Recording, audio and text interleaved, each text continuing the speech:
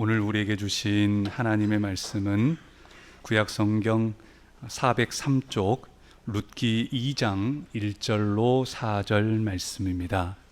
룻기 2장 1절로 4절 말씀 제가 봉독해 드리겠습니다.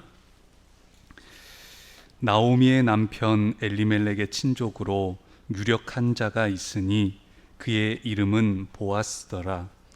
모압 여인 룻이 나오미에게 이르되 원하건대 내가 밭으로 가서 내가 누구에게 은혜를 입으면 그를 따라서 이삭을 주겠나이다 하니 나오미가 그에게 이르되 내 딸아 갈지어다 하매 룻이 가서 베는 자를 따라 밭에서 이삭을 줍는데 우연히 엘리멜렉의 친족 보아스에게 속한 밭에 이르렀더라.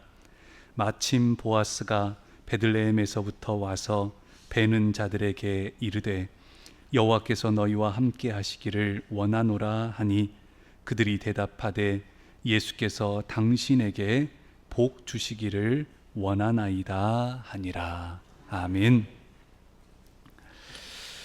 어느덧 2024년도도 전반기가 지나고 이제 후반기 첫 주를 맞으면서 맥추감사주일 예배를 드리게 됩니다. 맥추라고 그러면 막 예전에는 발음을 잘못 들으면 뭐라고 막 그랬죠? 맥주감사주일이라고. 그래서 어릴 때 웬 맥주라고 하는가 그랬는데 맥주가 아니고 뭐라고요? 맥추입니다. 맥추. 그래서 보리를 추수하고 그러면서 첫 열매를 드리면서 드렸던 감사의 절기입니다.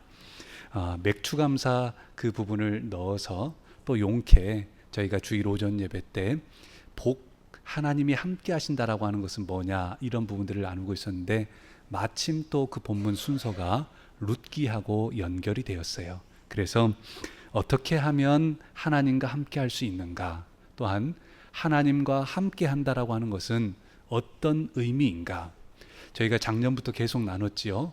성경에서 말하는 복은 뭐라고요? 하나님과 함께입니다. 하나님과 함께하는 것이 복입니다. 그런데 그러면 하나님과 함께한다라고 하는 것은 어떤 의미들이 있었는가라고 하는 것을 계속 살피고 있는데, 오늘은 룻기를 통해서, 룻기에 특별히 룻을 통해 가지고, 이방 여인 룻을 통해 오늘은 특별할 것 없는 평범한 속에서도라는 제목으로 말씀을 나누고자 합니다. 오늘 룻기에 나와 있는 내용은 이렇습니다. 룻기의 이야기는 지금부터 약 3,000년 전 이야기입니다. 대략 한 3,000년 전 이야기인데요. 당시에 베들레헴에서 살던 엘리멜렉과 나오미라고 하는 이 부부가 갑자기 그 베들레헴에 흉년이 들었어요. 먹고 살기 힘들어가지고 이 부부는 두 아들을 데리고 이 사해 오른편 쪽에 있는 모압 땅으로 어쩌면 흉년을 피해서 가게 됐어요. 네 식구가 모압 땅으로 가게 됐는데 그곳에서 10년을 살았습니다. 10년을. 근데 10년 사는 동안에 어느 날 갑자기 남편이 죽었어요. 그래서 이 남편 죽고 난 다음에 나오미는 두 아들을, 그리고 난 다음에 이제 결혼을 시켰는데, 두 아들이 결혼을 했는데 그 모압 이방의 여인들과 결혼을 했습니다. 근데 그 두 아들도 희한하게 그 10년 기간 동안에 두 아들도 죽어버렸어요. 그래서 여자들 셋만 남게 됐어요. 시어머니 한 분, 그 다음에 이방의, 그러니까 우리로 말하면 외국인 두 며느리만 남게 됐어요. 이렇게 세 명이 남게 됐는데, 그런 과정 속에 소식이 들려왔어요. 베들레헴 땅에 이제 조금 이제 곡식들이 많이 난다더라. 이 이야기를 듣고 그래서 이제 나오미가 베들레헴으로 돌아오려고 합니다. 그러자 그래도 그 두 며느리가 참 좋았던지 다 따라오겠다고 합니다. 그러자 이 나오미가 절대 따라오지 말라고, 니네는 여기서 살아라고, 따라올 생각하지 말라고 그렇게 말을 하지만 끝까지 따라오겠다라고 하는데, 한 며느리는 그냥 거기 살게 되고, 그리고 룻이라고 하는 며느리는 끝까지 따라오게 됩니다. 그래가지고 연세 드신 시어머니 한 사람, 그 다음에 외국인 며느리 이 한 사람에서 두 사람이 베들레헴으로 돌아오게 되어집니다.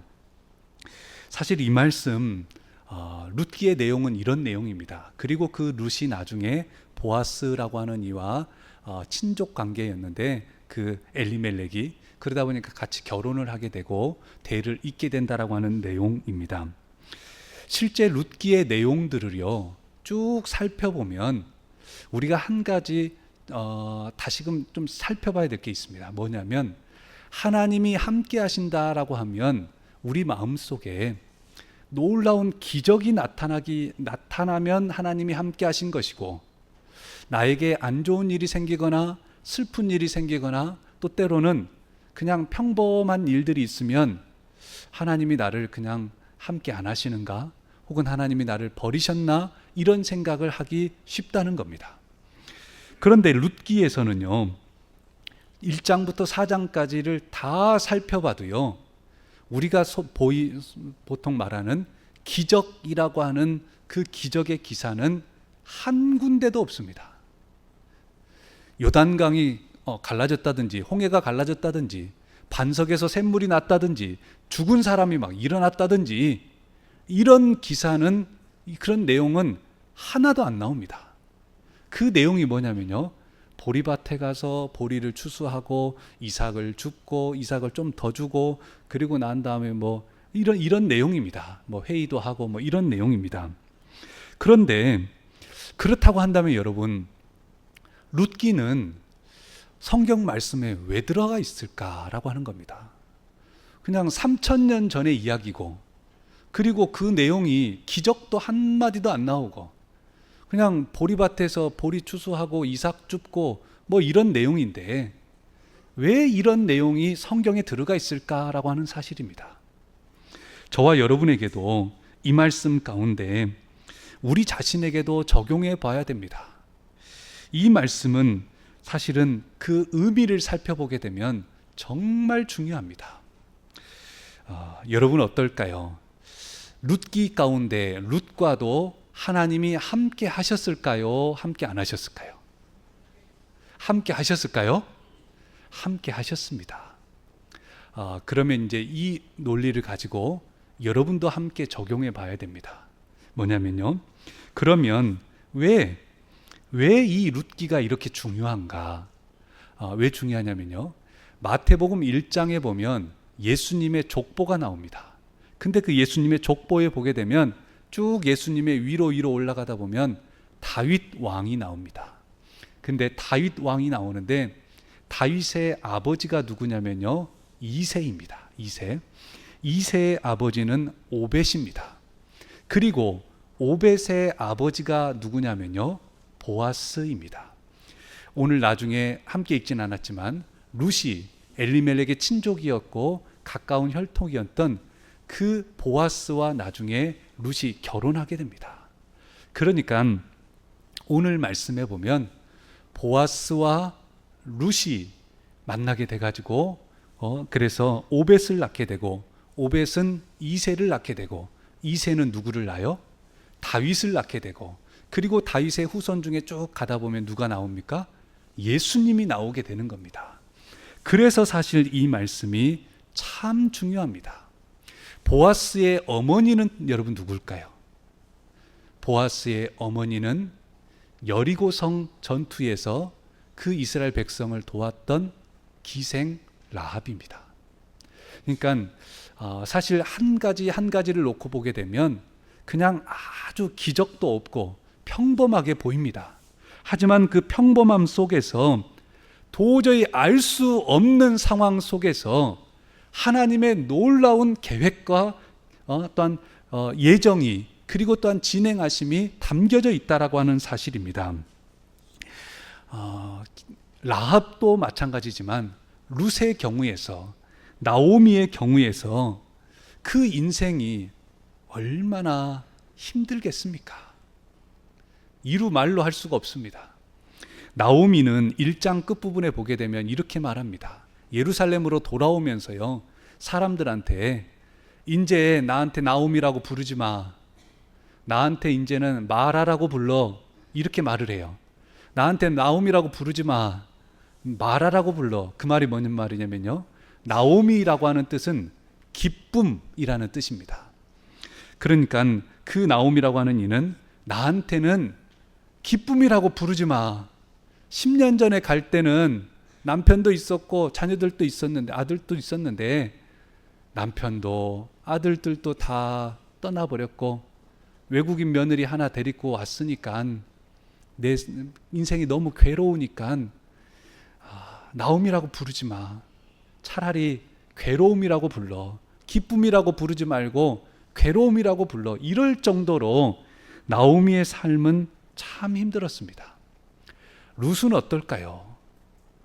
남편도 없는데 시어머니 따라서 외국으로 다시 온 겁니다.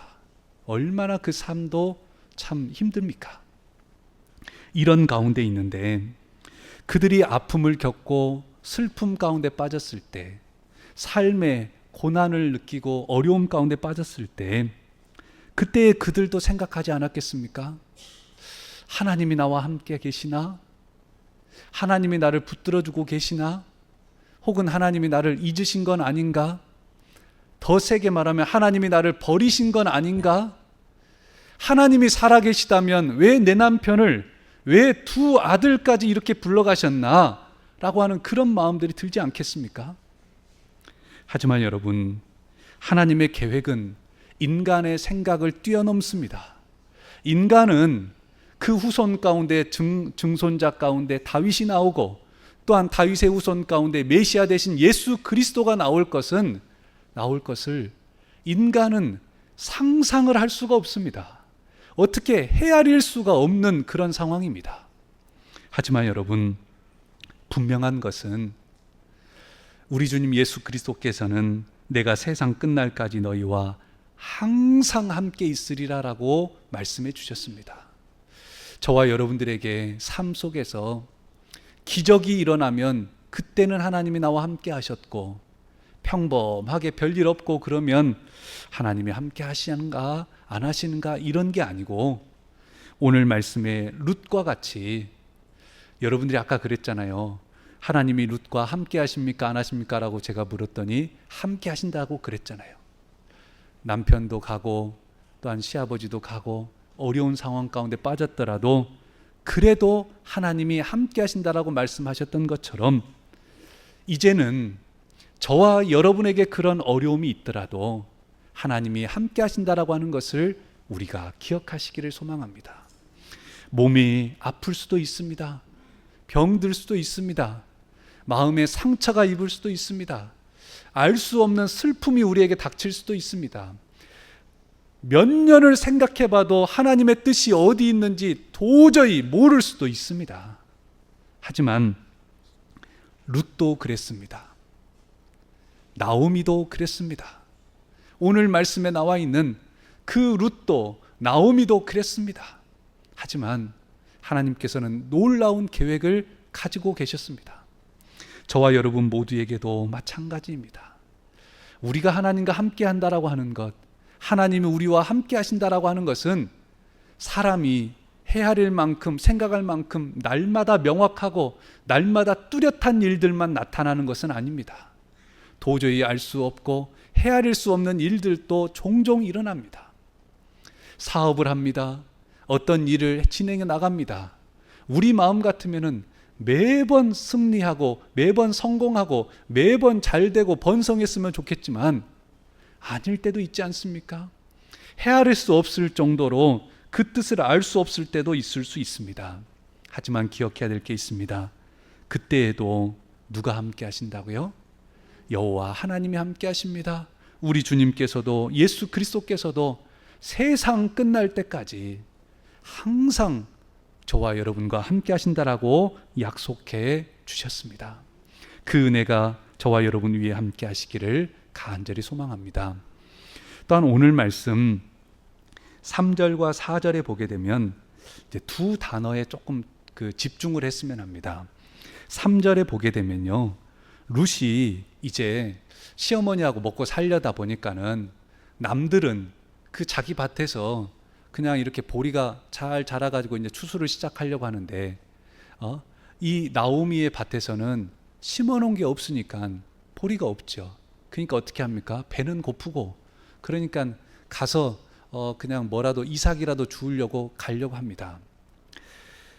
어떤 의미에서는 우리가 생각해 보면 하나님이 함께 하시면 그냥 룻이 나오미가 집으로 돌아갔으니까 어려운 길을 택했으니까 믿음의 길을 택했으니까 딱 집에 도착해 보니 집에가 그냥 창고에 곡식이 가득가득 차 있고 심어놓지도 않았는데 그냥 자기 밭에 보리가 그냥 막 주렁주렁 그냥 잘 열려 있고 이러면 기적이죠. 그러죠? 근데 그 기적의 기사는 한 군데도 나와 있지 않습니다. 근데 어떤 일이 생기냐면요. 3절에 보면 이 룻이 이제 보리 이삭을 주우러 밭으로 들어가는데 누구 밭으로 들어가냐면요. 우연히 어떻게 해요? 우연히 엘리멜렉의 친족 보아스에게 속한 밭에 들어가요.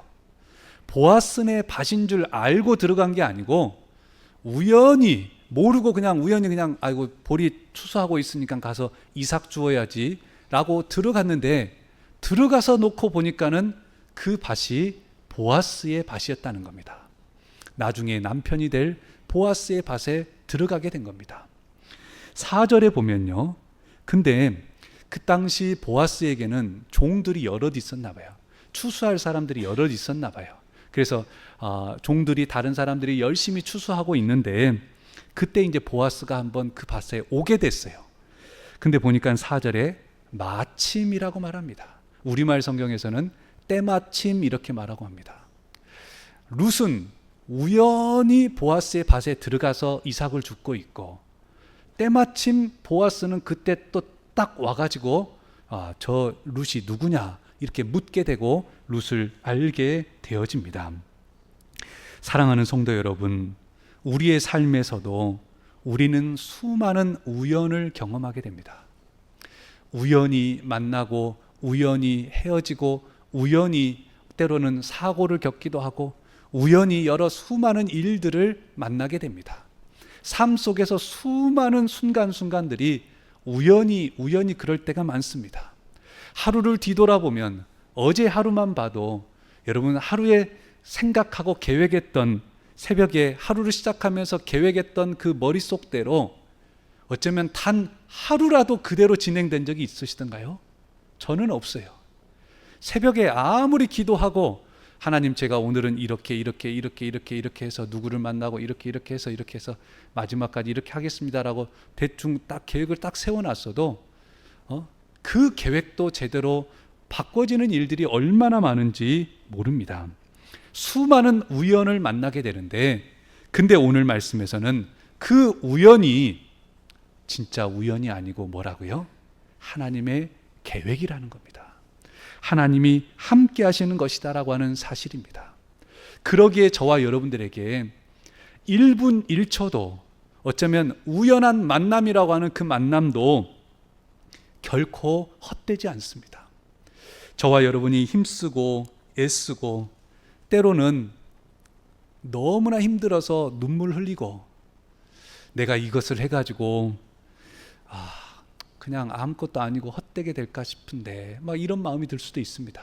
하지만 그 우연한 사건을 통해서도 하나님께서는 결코 헛되지 않게 하시고 하나님의 계획하심 가운데 인도해 주실 줄로 믿습니다. 창조주 하나님께서 계획하시고 이루어 가십니다. 모든 것이 하나님의 뜻과 계획하심임을 저와 여러분이 인정할 수 있기를 바랍니다. 그러면 그 우연 속에서도 하나님이 함께 하시는 것들을 보게 될 겁니다. 계획대로만이 아니라 우연 속에 또 때마침 하나님의 일들을 저와 여러분들은 발견하게 될 것입니다. 또한 오늘 말씀 마지막으로 저와 여러분들 가운데 그 특별할 것 없는 평범함 가운데서도 우리가 집중해야 될 게 있습니다. 뭐냐면요. 실제 오늘을 사는 저와 여러분이 살고 있는 우리 세상은 보통 사람들은 특별한 걸 좋아합니까? 평범한 걸 좋아합니까? 뭐 물건을 하나 사더라도 똑같은 비슷하게 생겼는데 어딘가 모르게 조금은 독특해요. 그러면 그런 게 훨씬 비쌉니다. 그러죠? 그러죠? 그리고 다른 사람은 평범한 대우를 받더라도 우리 아이들은 특별한 대우를 받았으면 좋겠어요. 그런 마음이 있죠. 식당에 가더라도 똑같은 반찬 내오는 것보다 내가 사장님하고 좀 잘 안다. 그러면 반찬 한 가지라도 좀 특별한 게 나오면 어때요? 기분이 어떻습니까? 기분이 좋죠. 할 수 있으면 다음번에 또 가고 싶고 이런 마음들이 있는데 사람들은 특별한 걸 좋아합니다. 순천에서 어떤 한 집사님이 그랬습니다. 딸 둘을 데리고 있었던 집사님이었는데 그 집사님은 나름대로 그래도 키가 좀 컸어요. 여자분들 키보다는. 근데 그분이 그 두 딸들을 데리고 그렇게 키에 대해서 관리를 많이 하는 거예요. 키가 크는 것을 관리를 많이 해요. 그래서 집사님 왜 그렇게 키에 대해서 그러냐고, 남편 집사님도 그렇고 여자 집사님도 키가 작은 키도 아니고 그 정도면 괜찮은데 왜 그러냐고 그랬더니 그 집사님이 하는 말이 그래요. 딸들이니까 그 집사님 마음은 여자들은 어쨌든 이뻐야 된다고. 이뻐야 되는데 자기가 보니까 이뻐야 되는데 이쁘다라고 하는 것에서 요즘에서는 얼굴도 예뻐야 되지만 키도 커야 된다고. 근데 얼굴은 좀 못생겨도 요새는 기술이 좋아가지고 얼굴을 어떻게 해요? 성형수술을 하면 기본적인 얼굴 정도는 만들어줄 수 있다는 거예요.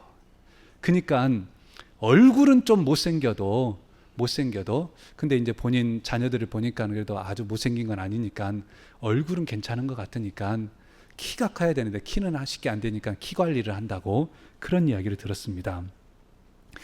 요즘 세상에서는 키도 크고 얼굴도 예쁘고 또 어찌됐든 뭐 성형을 했든 뭐를 했든 하여튼 얼굴도 예쁘고 그런 여성들이 예쁘다고 특별한 대우를 받습니다. 그러면 여러분 룻은 어땠을까요? 룻은 다윗의 증조 할머니가 됐고 예수님의 족보에 오르는 아주 영광스러운 이름이 오르는 그 여인이었는데 여러분 룻은 예뻤을까요? 아니면 평범했을까요? 아니면 별로 안 예뻤을까요? 어땠을까요, 여러분? 이명신 집사님, 룻은 예뻤을까요?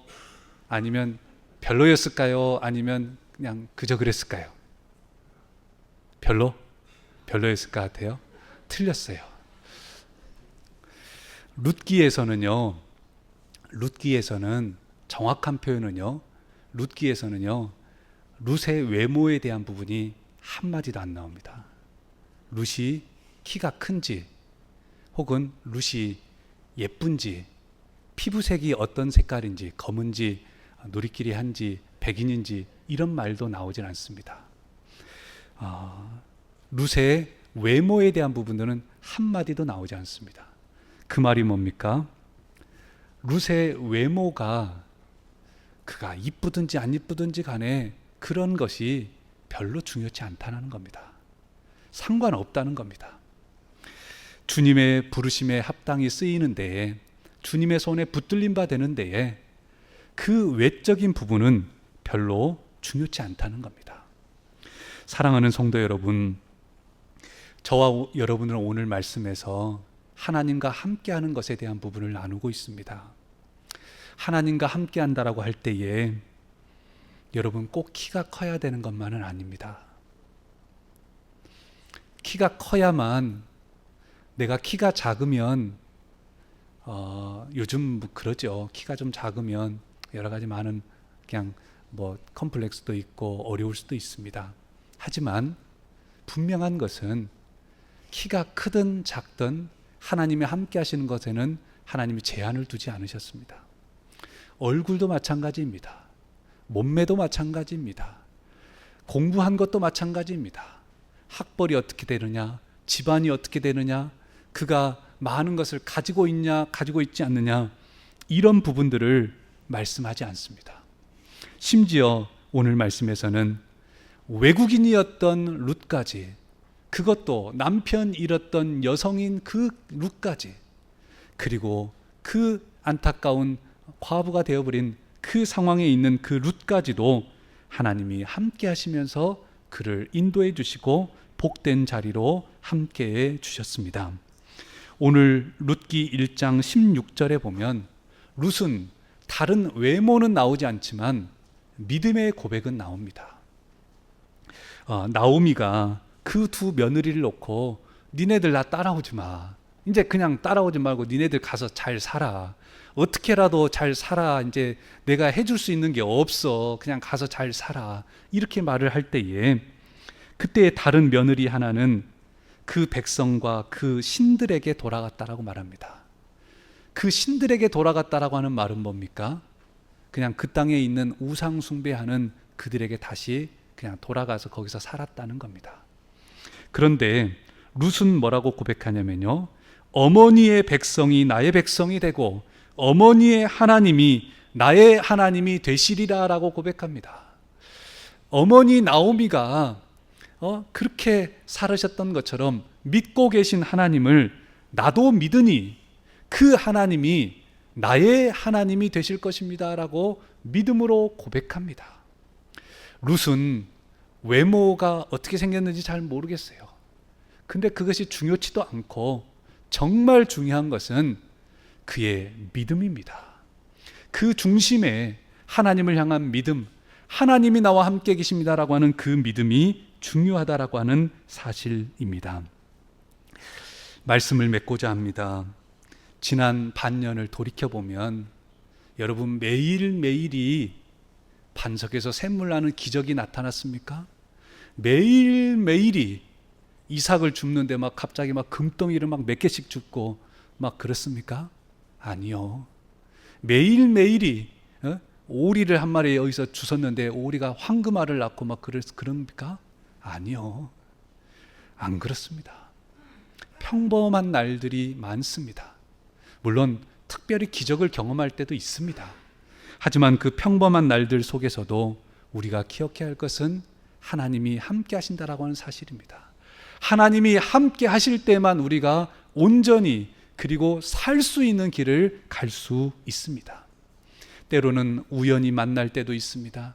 때마침 놀라운 일을 경험할 때도 있습니다. 여러분 그때마다 그냥 말 그대로 우연이다 생각하지 마시고 하나님의 계획 속에 있음을 기억하고 그곳에서도 하나님과 함께 하시기를 소망합니다.